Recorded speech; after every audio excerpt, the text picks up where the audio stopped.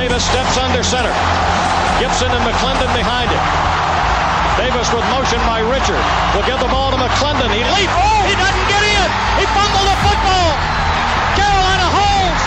The game is over. And Carolina has won the game. Finley to throw. Over the middle, intercepted. Wolford again. Wolford the other way at the 30, the 40. Wolford to midfield.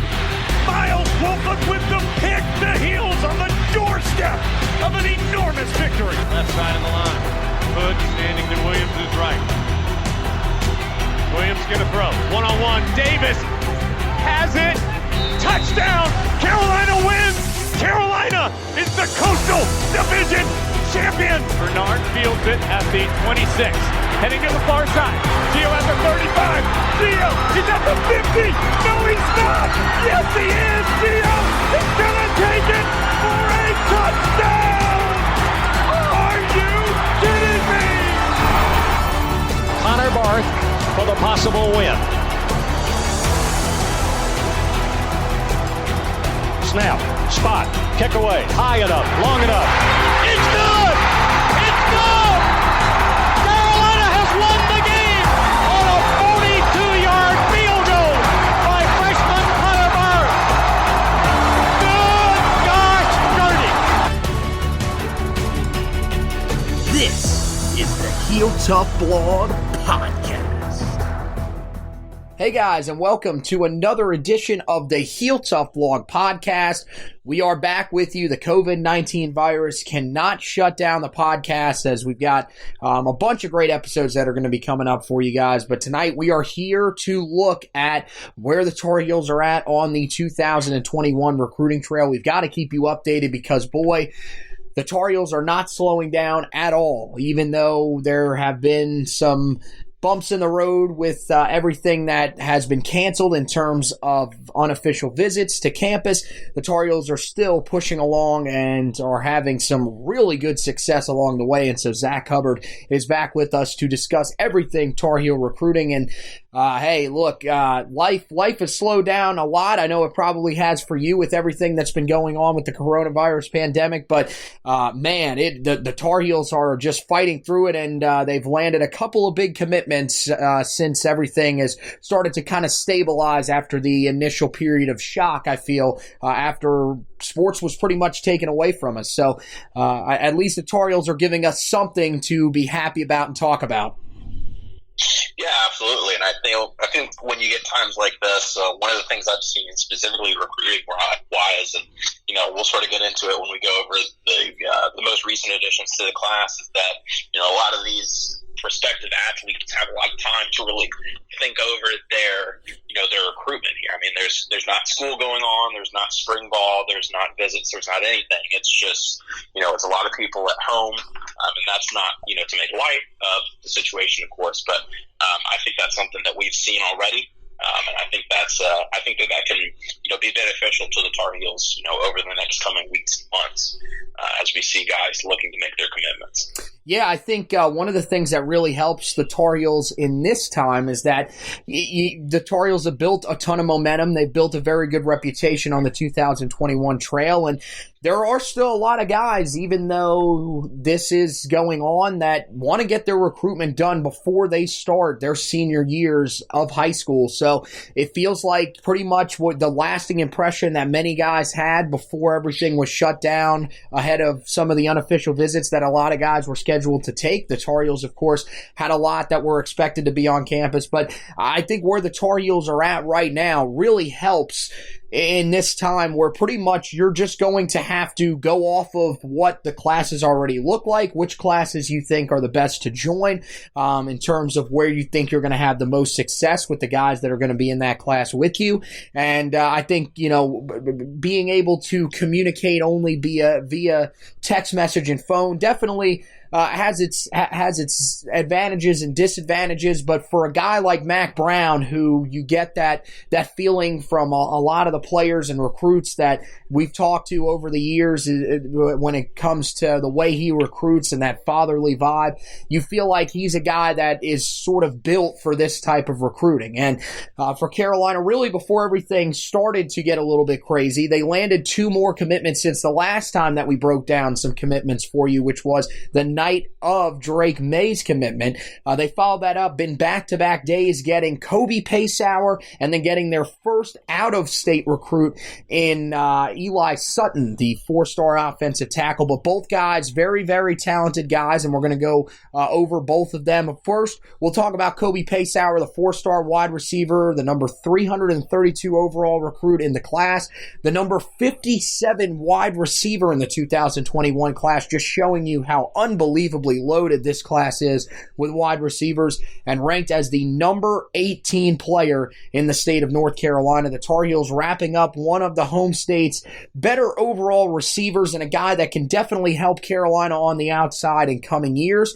If you want to go back and watch this young man play, I would suggest the best tape to go back and watch is his game in the state semifinals this past year against the Charlotte Catholic Cougars, a game where he pretty much willed his team to a 7 overtime loss, but kept his team in it multiple times and gave them a chance late in the game. But this is a guy that is extremely talented. He's earned all conference honors back-to-back years in the Big South 3A conference at Kings Mountain High School, and is a guy that I think, as we've seen grow throughout all of his years, because he was a guy that produced as a freshman, he's just gotten better and better. What did you like when you first went and looked at the tape from Kobe Paysour, and what do you think he brings to the table for Carolina?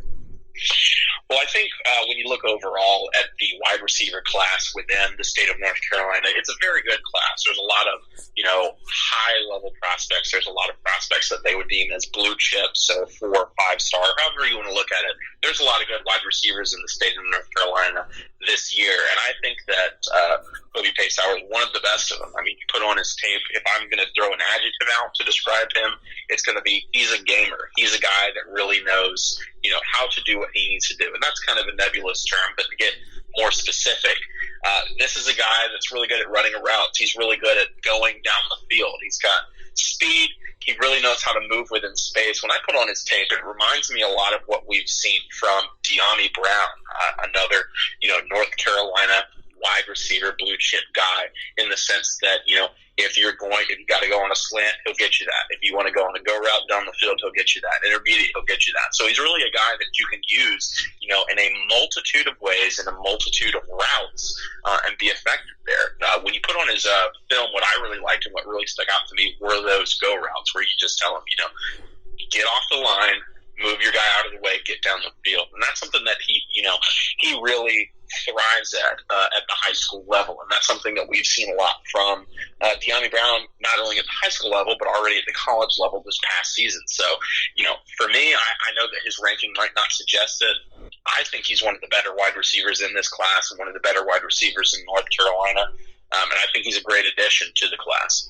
Yeah, no, I agree with you. Just from seeing him in person and also seeing him on tape, I mean, look, he averaged 21.4 yards per reception in his first 3 seasons so far of his prep career. He's a guy that knows how to create separation, especially down the field, and that's been one of the things that he's had to do at Kings Mountain to try to keep their offense as much of a threat as it is, because really there's just not a whole lot else that's in that offense. I mean, they don't have the greatest quarterback.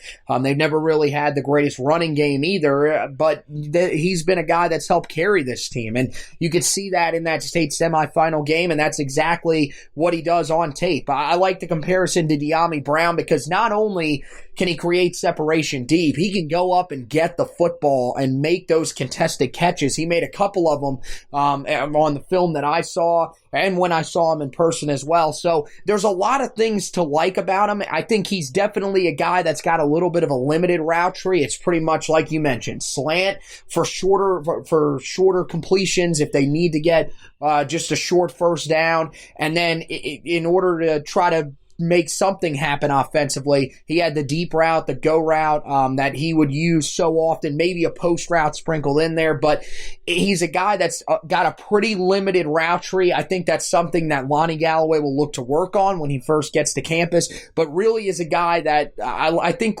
you kind of referenced it. He's not really a guy that has the greatest straight line speed. He's not going to blow you away, but he has enough quickness to create separation and give defensive backs problems, and I think that's what he's going to bring to the table at Carolina and help a group that is going to be looking to replace a lot of really talented receivers this offseason after the 2020 season. So then we move on to 2021 four-star offensive tackle Eli Sutton, the number 168 overall prospect in the 2021 class, the number 21 offensive tackle, and the number 4 player from the state of Tennessee. And as I mentioned, this was the first time Carolina went out of state to get a recruitment in this 2021 class.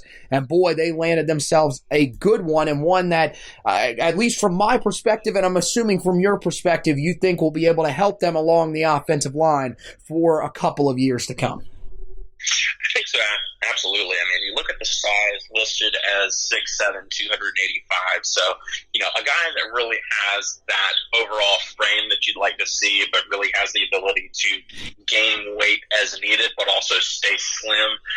You throw on the tape, and oftentimes, in my opinion, when you throw on the tape for high school offensive linemen, it can be a little bit more difficult to gauge how they're going to be at the next level as compared to, skill positions, quarterbacks, what have you, due to the fact that, if you're being recruited at D1 college level, you're going to be pretty dominant as an offensive lineman just because of your size. But you put on that film, you do see, a guy that moves feet really well in pass protection, can really, put a hat on a hat, can move a guy out of the way. And based on what I've read, from coaches and from guys that have, opposing defensive coordinators, he's a really cerebral guy. He's a really, a guy that understands how an offensive lineman is supposed to play. He understands, the different blocking schemes. He understands the pass protection. I think that's one of the biggest things that could, once he gets on campus, could help him play early on. It's just that, there's not going to be a huge learning curve. There's not going to be, a huge sort of development of, a mental framework of what you need to do as an offensive lineman. He's got it. People have, in his community have really pointed out how much of a leader he is. So I feel like what I've heard is that, if you're looking for a guy like a Charlie Heck, if you're looking for a guy,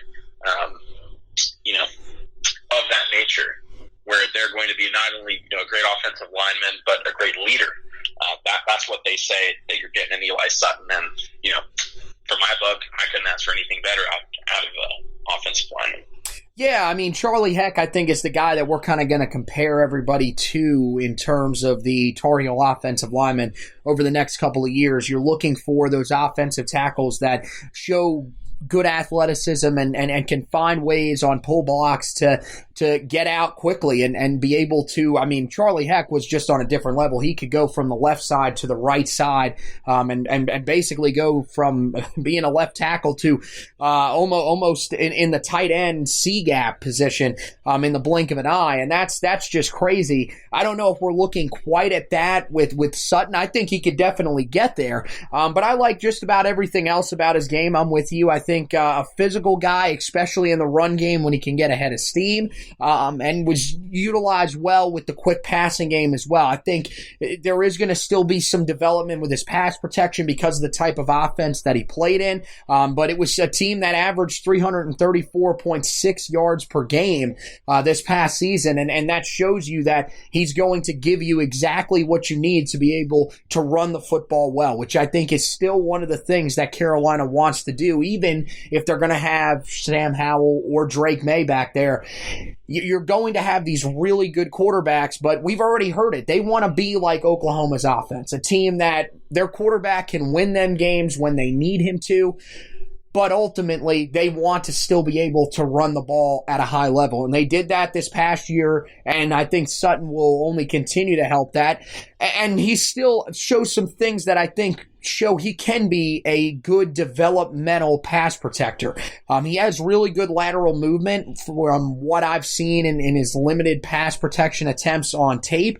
And really the other thing that I liked is the good first step, which is something that's just so key to establishing good position for offensive tackles, especially because they're going up against guys that are so much quicker than them off the edges. And so, I think there's still some development that'll need to be there in his game, but I think that this is a guy that can come in, and if he doesn't have an impact in year one, I think by year two, he's definitely going to make his name felt. And Carolina, once again, this year we were supposed to be looking and finding that guy here in spring practice, but as they go into summer, they are going to have to replace Charlie Heck, and so there is going to be another name that's going to step up, and you usually look at some of those younger guys, and again, this year, the name that I was hearing was a Sim Richards, who was a guy that was a part of the team last year as a rotational piece, as a true freshman.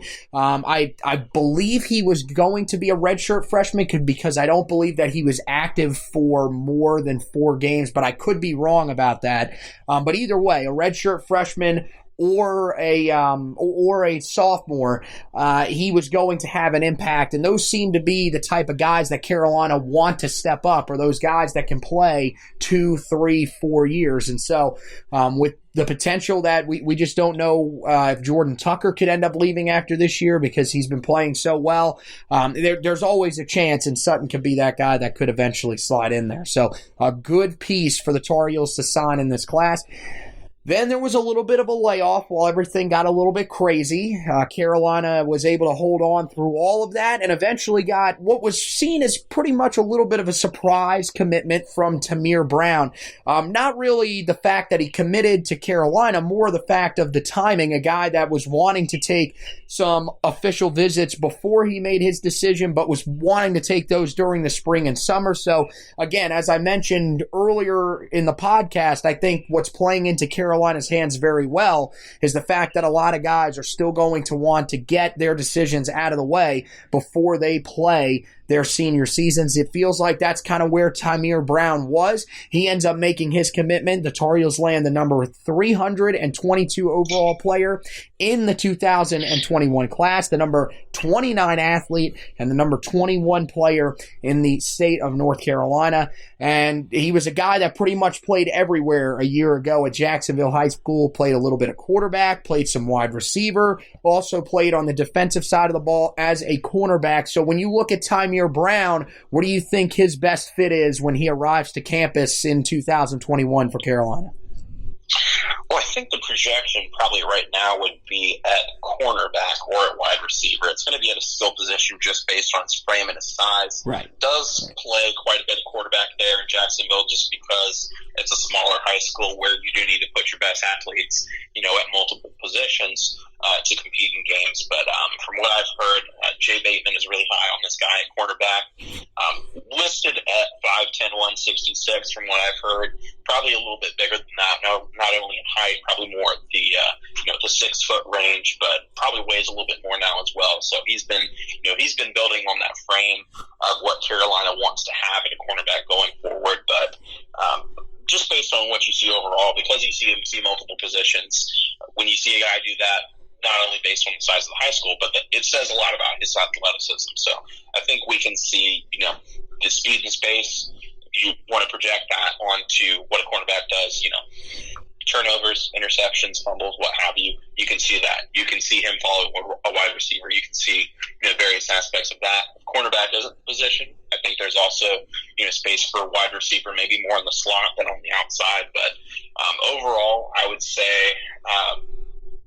you see an overall athleticism. You see a physicality there, even despite the size that you might see on film. And I think those are two components that will allow Tymir to, have a lot of options when he gets to college.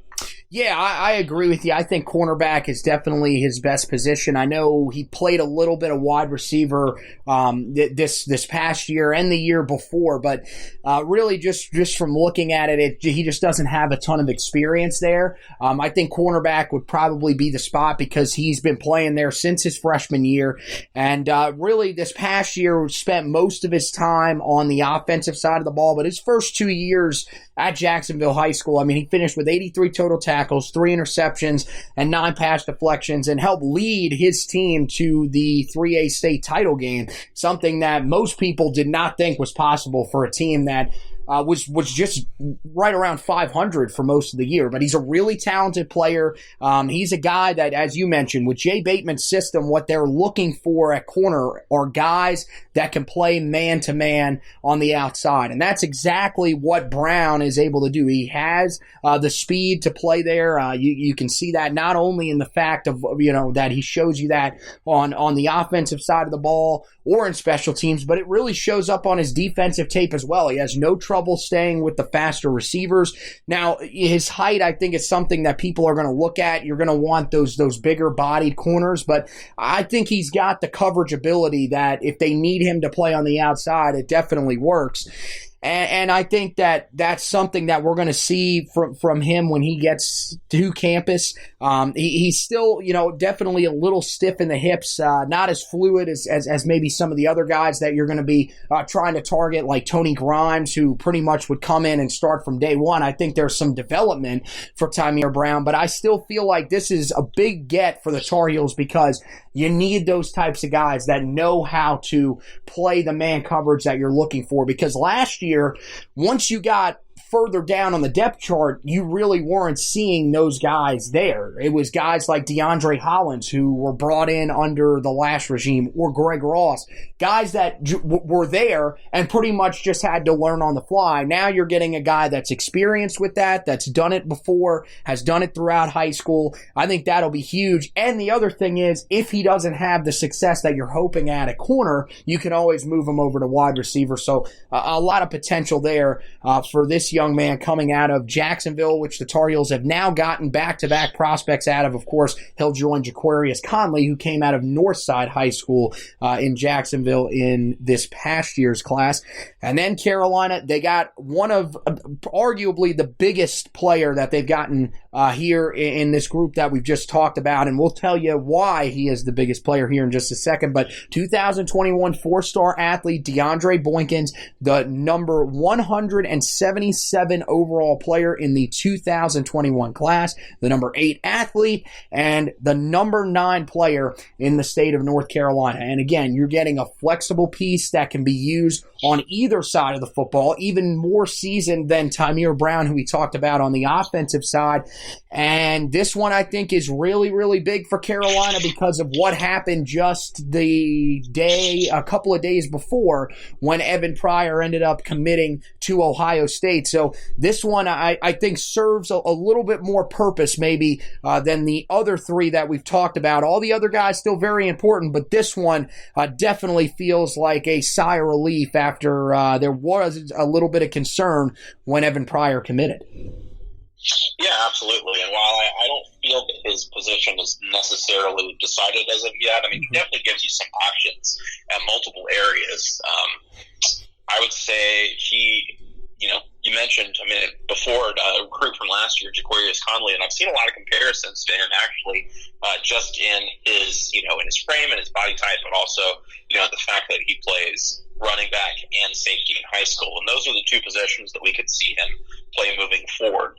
If he ends up in safety, would be sort of an athletic, physical guy that you can put in the box if you want to, but can, drop back and play in space if needs. So maybe not necessarily a traditional free safety, but, a guy that can play safety back there and really be an athletic piece in the secondary. But, if you want to put him at running back, you have a legitimate option to do that as well. And, really a patient runner, really a guy that can use his feet well in space. Maybe not a burner per se, maybe not Michael Carter, but really just a guy that, gives you options there. And like you said, with the commitment of Evan Pryor, 4-star running back to Ohio State, you sort of can calm down a little bit. You can sort of say, we have some options here at the running back position, and there are still running backs being recruited. So, due to getting guys like this, like DeAndre Boykins, like Tymir Brown, like we mentioned, and other ones already committed in the class, such as Caleb Hood, you have multiple guys in this class that can play multiple positions, give the Tar Heels a lot of options in terms of how they use them. But I think one of the most important things to note is they're increasing the athletic profile of this team. They're getting guys that can do multiple things, that are, high-level athletes at whatever they do. So, overall, really just a great addition, regardless of where he ends up. Yeah, I think you're spot on that one. And I like what you said about landing the athletic guys, because that's exactly what we heard, especially on the defensive side of the ball, this team was wanting to find. And it seems like they are finding that type of guy. I mean, you mentioned with DeAndre Boykins, safety is one of the areas that I've heard talked about. Probably, like you said, would be more of a strong safety, a lot more physical, a guy that looks the part of maybe an in-the-box tackler if he was to play safety, because, he does have some coverage ability for sure, but definitely like that physicality in the middle of that defense. But at the same time, I've also seen some people say he could play nickelback, a guy that can play close to the line of scrimmage, can give you something in terms of stopping the run, but also has the ability against a slot receiver to be out in space and handle himself in coverage. So there's a lot of different things that you can do with him on the defensive side of the ball. But I think on the offensive side of the ball, he's also a guy that really can fill what could be a big need for you in this 2021 class as we get past the 2020 season and we find out whether or not we're going to lose Javonte Williams. I mean, Javonte Williams has all the skills to be a very successful NFL running back. And I think it just depends on how successful he is this upcoming season, how they're able to balance what he's doing with Michael Carter, who is a guy that was a 1,000-yard rusher a year ago and is also looking to have his own NFL career.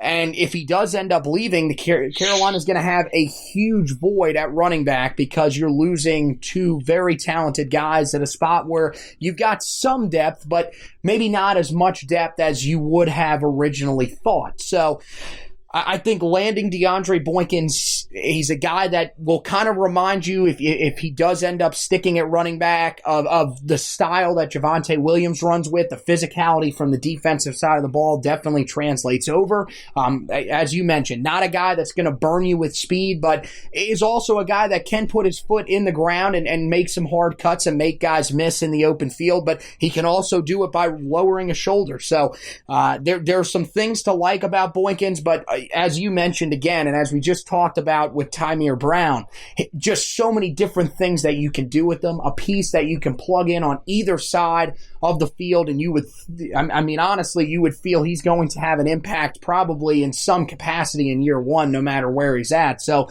I definitely think that he brings a lot to the table. He's a huge addition in this class and gives Carolina a guy that is one of the better players in the state of North Carolina as well, something that they've been doing so well so far. With his commitment, Carolina now with 8 of the top 15, or excuse me, 7 of the top 15 players in the state of North Carolina are committed to Carolina at this point. 8 in total are committed. The only one that is not committed to Carolina, as we talked about, is Evan Pryor. But this one definitely softens the blow and at least gives the Tar Heels someone that they can use at running back after losing the guy that was seen as basically a sure thing just a couple of weeks ago and their best option at running back in this 2021 class. So with that, those are the guys that have committed in the class. Now let's talk about the guys who could be next. I know there are some really big names that are still on the radar. We just saw today 2021 3-star offensive guard Jared Wilson announced his top 8. Carolina was a part of that. Who do you think could be that next that next player that commits to this class? Because I've written 2 articles to try to guess who that next player would be. Neither one have actually been successful in guessing who the next person was going to be. Maybe you'll have a little bit more luck than me. Well, I think there's quite a few options. If I had to narrow it down, generally, I would say I think it's going to be an inside linebacker. And if I was going to narrow it down specifically, I think it's a player out of the state of Virginia by the name of Bryce Steele, a guy at the inside linebacker position that Carolina has been courting for quite a while, looking to see if they can add his commitment. Obviously, like we mentioned here with the sort of COVID-19 freeze that we've seen on college athletics as a whole, a lot of these guys have a lot of time to think about, their college decision and where they want to go. So if I had to pick one guy, that Carolina's been looking to have committed for a while and, wants to add as soon as possible, I think it could be a guy like Bryce Steele. I think there are a couple options as well, but I'm interested to see, if you have another option that you wanted to throw out there. Well, I think Bryce Steele is the guy that I've heard the most about as being the next guy to join. There's been multiple people that have told me to be on commitment watch for him, and it just really hasn't worked out just yet, but I think that's probably the smartest name to go with right now. I'll tell you the other name, and this is the guy at the same position, also has a teammate that is already committed in this class. I think that's Damian Wilson out of Kings Mountain High School in Kings Mountain. He's a guy that fits exactly what Carolina's looking for on the inside, a physical guy that can really stack up the tackles, not a guy that's really going to be great in space in terms of cover linebackers, but I feel like Carolina's kind of addressed that. They've already gotten some guys in this past year's class, and there's also some guys that they're still looking at in this year's class that have already landed in this year's class, guys like Gabe Stevens, who are going to be able to go out in space and play that sort of hybrid linebacker position that Carolina wants to utilize. So I don't think they really need that type of guy. Damian Wilson fits what they need, a guy that can help to sort of soften the blow. It's going to be tough to fill the void that's left behind. We think Power Eccles is probably your best chance, but soften the blow of the spot that's going to be left behind by Chad Surratt.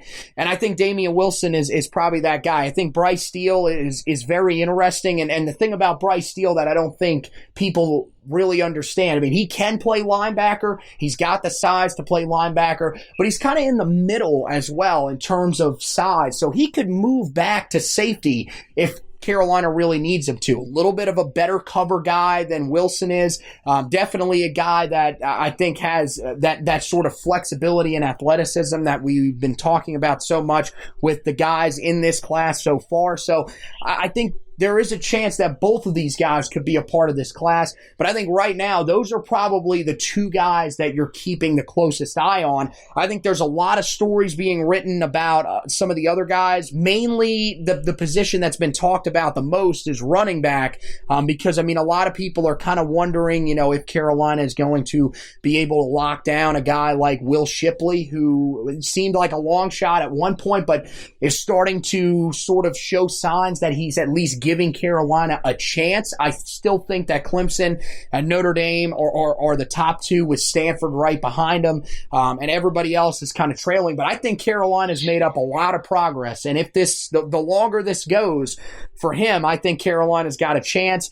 Trayvon Henderson, I know, is a guy that's been talked about a lot here, especially since Evan Pryor's commitment. They did say that they think he was an Ohio State guy, but Ohio State has landed two transfer running backs here in the last couple of days. So I wonder if that changes his plans at all, looking at the fact that it is going to be an extremely crowded backfield in Columbus over the next couple of years. But still, I think Carolina's got their work cut out for him. Something that hurts Carolina on that front was they were supposed to have him on campus actually on Friday of this week, but he was not able to come, of course, because of all the visits being canceled and everything being shut down. So I think that definitely hurt Carolina, but there's a ton of other guys as well, and I think Carolina is definitely looking to add another running back in this class. I don't know if anybody's as close as committing as the two guys that we talked about, but it's still in a position to keep an eye on, because I'm almost certain that before the end of this, Carolina will definitely add a running back in this class, or at least another one to join DeAndre Boykins. So anything else before we head out of here in terms of recruiting on the 2021 trail, or maybe even 22 or 23? Yeah, I think there was one more guy in particular that I've been hearing about that I did want to mention as a potential commit. One that, like Eli Sutton that we mentioned, is an out-of-state offensive lineman by the name of Logan Taylor out of Episcopal High School in Virginia. It's the same high school as Bryce Steele. Was a guy that Carolina was looking to bring in over, sort of the spring visit schedule. Is from out of the country, actually, is a Canadian native and wanted to bring his parents down.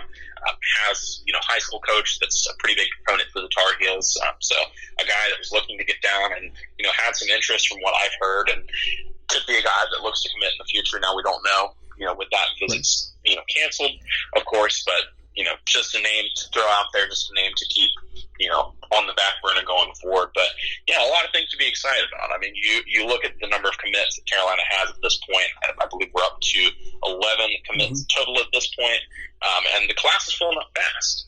It's a class that is not going to be, more likely than not, it's not going to be the full 25. It might be a little bit smaller than that. So, could be halfway done, could be a little bit over halfway done. And, I think that's another factor that's going to play into the minds of uncommitted recruits at this point that have interest in the Tar Heels of, how many spots are left? How many spots are left at my position? Who else are they looking at? I think that's going to be a factor as well as, of guys looking at, they're really going to get down to brass tacks and say, is this a place that I want to spend, 3 to 4 to 5 years of my college career playing college football? Is this the decision I want to make? So it's really something that's, exciting. It's exciting that we've had all these commitments. It might slow down a little bit here for a while, but, like we say, pretty much every time, since Mac Brown has been hired, it's a great time to be a Tar Heel football fan. It's a great time to follow Tar Heel recruiting. It's really something that's astounding to see, and I think it's, it can only go up from here. Yeah, I mean, the number 4 class, according to 24/7 Sports composite team rankings as of right now, number 2 in the ACC. And look, with these last 2 commitments closing in very quickly on Florida, who is ranked 3rd in the class right now. So Carolina, I think a lot of people were wondering when Mac Brown came in, even after he landed his first full recruiting class. I mean, this is a solid class, but will he actually be able to get Carolina up into that top 10 recruiting area that he says he's been wanting to get Carolina into? Will he be able to lock down the state? Carolina ranked, as I mentioned, top 5 in this class so far. Still a long way to go, but barring anything shocking, I don't think this team will fall out of the top 10 in this class. And they have locked down the state of North Carolina. 10 of their 11 commitments so far are from in-state, and boy, they have done so much damage already in the state, and so many other guys that have Carolina in high regard in terms of their recruitment. So that wraps it up for this edition of the Heel Tough Blog podcast. We'll get you out of here with the 40-yard dash as we take a look at some of the other storylines from former Tar Heels throughout the NFL and the XFL. Of course, as you know, the thing that's kind of been holding us over in the sports world as of right now with everything that's been going on has been NFL free agency. A couple of former Tar Heels have signed. Tight end Eric Ebron signed a 2-year, $12 million deal with the Steelers and will be reunited with a guy that he played with for just a little bit of time in Ryan Switzer. And then you'll have defensive end Robert Quinn. He will actually get to play with Mitch Trubisky and the Bears. He signed a 5-year, $70 million deal with the Bears, a guy that has had a very successful career so far, and after a very solid year as a guy that came in really as just a backup piece for the Dallas Cowboys just a couple of years, or just last year, had a lot of success with them. He now gets a chance to get a big contract and will head up to Chicago. Guys that still remain as free agents, former offensive lineman James Hurst, former defensive tackle Sylvester Williams, and former defensive end Kareem Martin, all guys that we'll be keeping an eye on for you as we go forward. Meanwhile, the XFL season is canceled due to coronavirus, ending the season a little bit earlier than many were hoping. Austin Prohl finishes with the most successful season, 16 receptions for 220 25 yards and 3 touchdowns. Meanwhile, Elijah Hood in LA, 23 carries, 78 yards, no touchdowns. Actually led the LA Wildcats in rushing, though, for a team that really struggled running the football. Marquise Williams, of course, was up with the New York Guardians. Finished the season 23 of 48, 145 yards, no touchdowns, no interceptions. And Des Lawrence had a very successful year for the DC Defenders. 18 total tackles, 1 tackle for loss, and 3 pass deflections. Unfortunately, their seasons are over. It'll be interesting to see what will happen with the XFL. That was a league that started out very promising and still kind of held its own just a little bit. So we'll be interested to see if they will start that up once again. So that wraps it up for this edition of the Heel Tough Blog podcast. Of course, make sure you head to the website to read all about these recruits that we just talked about. All 4 of their commitment articles are up there. Also, in terms of basketball, we got everything that you need in terms of season recaps. We're going to have some awards that are going to be given out. There's a whole bunch of great stuff up there on the website about that. And then, of course, you can read our analysis of the final week of Tar Heel baseball. That's the way that it wrapped up for the Tar Heel seniors. But they did get some good news. They will be able to return next year. So a lot of those guys will be playing again for the Tar Heels next year. Read how their 2020 season finished up before it was cut short, as they finished 12-7.